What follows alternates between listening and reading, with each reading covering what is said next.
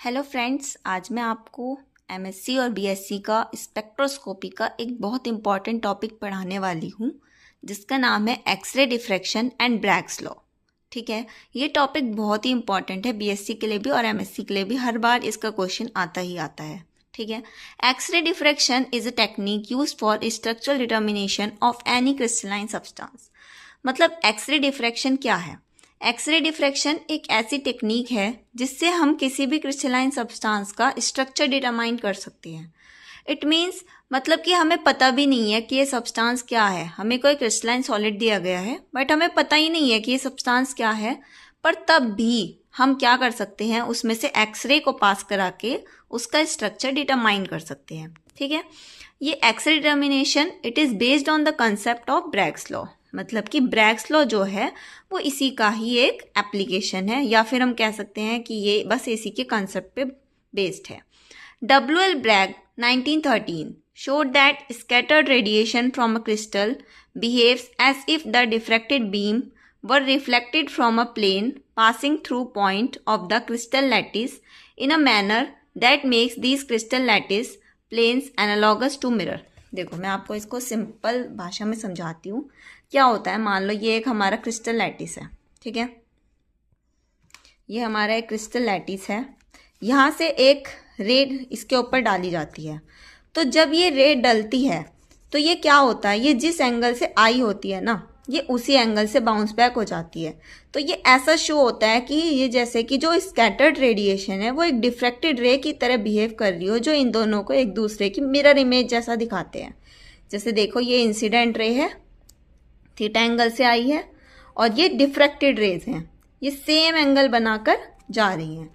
ये जो इन दो के बीच का डिस्टेंस है क्रिस्टल लैटिस में, इसको बोलते हैं इंटरप्लेनर डिस्टेंस डी, और ये होता है parallel planes of crystal structure. मतलब ये कोई क्रिस्टल के पैरेलल प्लेन्स हैं। ठीक है, हम इसका डेरिवेशन देखते हैं जो मोस्ट इंपॉर्टेंट है। देखो, इसके लिए सबसे पहले हमने ये डायग्राम समझना होगा। हम क्या करते हैं, ये क्रिस्टल लैटिस का ये लेते हैं दो स्ट्रक्चर्स।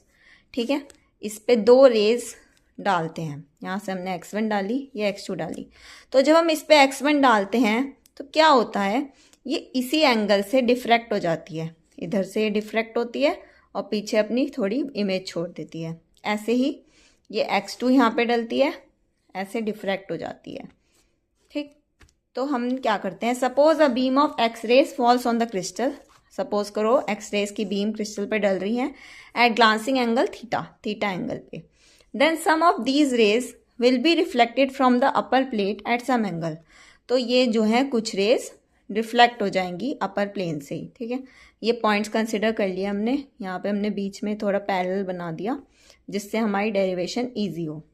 ये पॉइंट ए हो गया, यहाँ पर बी हो गया, ये सी हो गया, ये डी हो गया। ये हमारी दोनों एक्सेस हो गई, ये बीच का इंटरप्लेनर डिस्टेंस हो गया।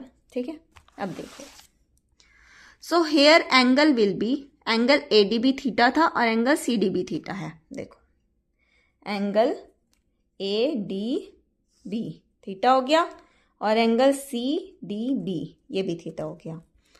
देखिए, so here x1d is equal to x2a and y1d is equal to y2c। देखो, मैं बताती हूँ इसका मतलब क्या है। ये है हमारा x1d, ये वाली डिस्टेंस और ये वाली डिस्टेंस इक्वल हो गई क्योंकि ये थीटा है, सेम हो गया ना एंगल, तो ये दोनों डिस्टेंस इक्वल हो गई। और सेम ऐसे ही ये y1d और ये y2c एक दूसरे के इक्वल हो गई। इतना समझ आया? अब हम इनका पाथ डिफरेंस निकालेंगे। मतलब इनके बीच का जो पाथ डिफरेंस होगा वो क्या होगा। पाथ डिफरेंस हमारा निकलेगा इस ए बी और इस बी सी को प्लस करके। ये बी ना आप यहाँ पे ना लेके यहीं पर ले लो, तो ये कैसे निकलेगा, A B plus B C. देखो, यही मैंने यहाँ पर लिखा है। पाथ डिफरेंस कैसे होगा, A B plus B C. Path difference is defined as an integral multiple of wavelength. एक हमें फॉर्मूला पता है पाथ डिफरेंस का, वो होता है एन लैम्डा। ये हमने 12th क्लास में पढ़ा है, path difference is equal to n lambda. तो जब हम देखेंगे तो एन लैम्डा किसके इक्वल हो जाएगा, यहाँ से A B plus B C के। ठीक है, अब हमें पता है sine theta is equals to क्या होता है, परपेंडिकुलर अपॉन हाइपोटेन्यूस। ठीक, अब हमें इसी फॉर्मूले को यूज करके पूरी इक्वेशन डिराइव करनी है। सबसे पहला ट्राइंगल लिया है, triangle A D B. Triangle A D और बी। इसमें जब हम साइन थीटा लगाएंगे तो हमारी साइन थीटा की वैल्यू क्या आएगी? साइन थीटा की वैल्यू आ जाएगी ए बी परपेंडिकुलर अपॉन में हाइपोटेनियस हमारी क्या होगी? ये बी डी। ठीक है, देखो sine theta is equals to A B upon में डी बी। तो ए बी की वैल्यू क्या आ जाएगी? डी बी साइन थीटा, और ये डी बी की लेंथ क्या है? D B. डी बी इसके इक्वल ही तो होगा इस डी के, तो D B is equal to हो गया डी। तो यहाँ पे हमने वही लिख दिया A B is equals to D sine theta, ये हमारी इक्वेशन बन गई। अब हम ऐसे ही ट्राइंगल सी डी बी में निकालेंगे साइन थीटा की वैल्यू।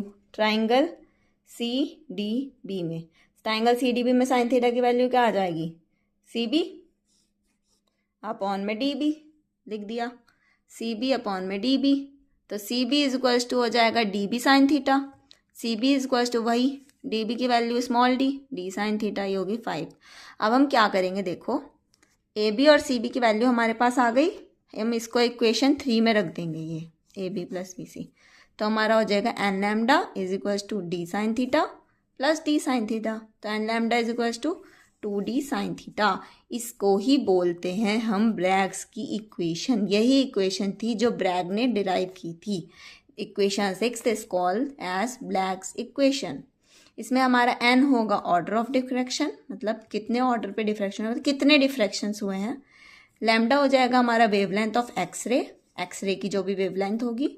d हमारा हो जाएगा इंटरप्लेनर डिस्टेंस, दो प्लेन्स के बीच का डिस्टेंस। और थीटा हमारा हो जाएगा ग्लैंसिंग एंगल, जिस एंगल से वो आई हैं और जिस एंगल से वो गई हैं। देखो